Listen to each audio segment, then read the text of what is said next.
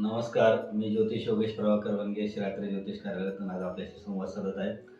आत्ता जो सप्ताह चालू आहे दत्त जयंतीचा, तर दत्त महाराजांनी जे 24 गुरु केले आणि त्यांनी जे उपगुरु केले त्याबद्दल आपण एक सिरीज करत आहोत.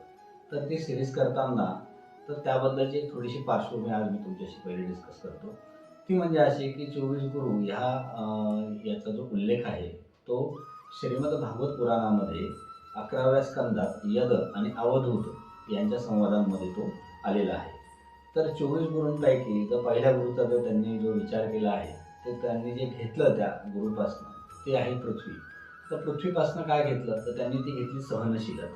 तर सहनशीलता पृथ्वीवर आज आपण चांगल्या आणि वाईट ह्या दोन्ही गोष्टी करतो.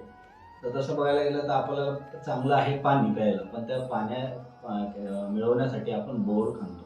तर त्या पूर्ण पृथ्वीच्या गर्भापर्यंत किंवा जिथे पाणी सापडेल त्या गर्भापर्यंत आपण ती खोदतो, म्हणजे तिला एक प्रकारची जखम देतो.